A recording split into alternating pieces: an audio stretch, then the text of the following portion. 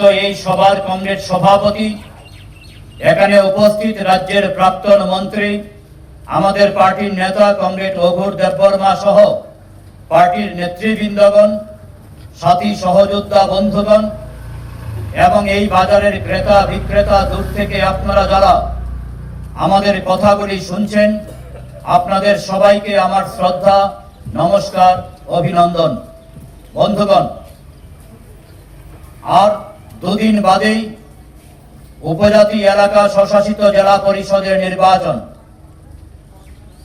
এই এলাকার শ্রদ্ধেয় নির্বাচক মণ্ডলীর প্রতি আমরা আহ্বান রাখছি, বন্ধুগণ, আপনারা একটা দীর্ঘ সময় বামফ্রন্টের সরকার দেখেছিলেন 2018 সালের আগে পর্যন্ত, এবং 2018 সালের মার্চ মাস থেকে আজকের দিন পর্যন্ত 8 বছরেরও বেশি সময় ধরে আপনারা দেখছেন বিজেপি, আইপিএফটি এবং তিপ্রামথা পরিচালিত রাজ্য সরকার এবং এডিসির প্রশাসন, রাজ্যের সরকার, এডিসির সরকার, ওনারা চালাচ্ছেন।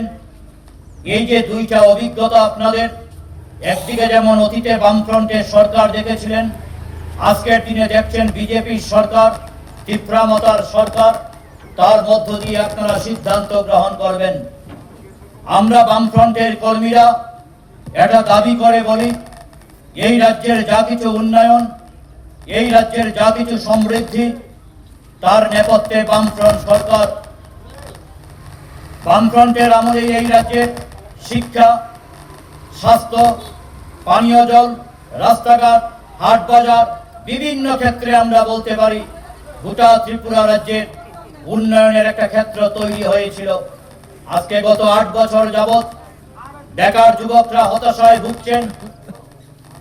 আমাদের রাজ্য সরকার, এই সরকারের যে দপ্তরগুলি রয়েছে, তার মধ্যে হাজার হাজার শূন্য পদ, তারা সেখানে পূরণ করছেন না। বামফ্রন্ট সরকার থাকতে যত শিক্ষক কর্মচারী ছিল, আজকে শিক্ষক কর্মচারীর সংখ্যা অনেক বেশি কমে গেছে। নতুন করে সেইভাবে নিয়োগ হচ্ছে না। রাজ্যের শিক্ষা ব্যবস্থা আজকে একটা সংকটের মুখোমুখি। স্কুলগুলিতে শিক্ষক সংকট, যেমন এডিসি এলাকায়, তেমনি রাজ্য সরকারের অধীন স্কুলগুলির মধ্যেও সর্বত্র শিক্ষক সংকট।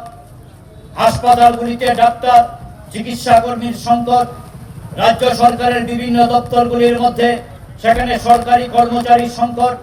যুবকরা কাজ পাচ্ছেন না, হতাশায় নিমজ্জিত হচ্ছেন, এবং তার ফলেই আমরা দেখছি এই রাজ্যের একটা বিরাট সংখ্যক যুবক আজকে নেশায় আচ্ছন্ন হচ্ছেন। তাই বন্ধুগণ, আমি কথা বেশি বাড়াতে চাই না, আপনাদের প্রতি এই আহ্বানটুকু রাখবো, আপনারা এই এলাকার শ্রদ্ধেয় নির্বাচক মণ্ডলী, আপনারা অভিজ্ঞতা সম্পন্ন, আপনাদের উন্নত চিন্তা চেতনা, আপনাদের সেই গণতান্ত্রিক চেতনার প্রতি আমাদের শ্রদ্ধা রয়েছে, বিশ্বাস রয়েছে।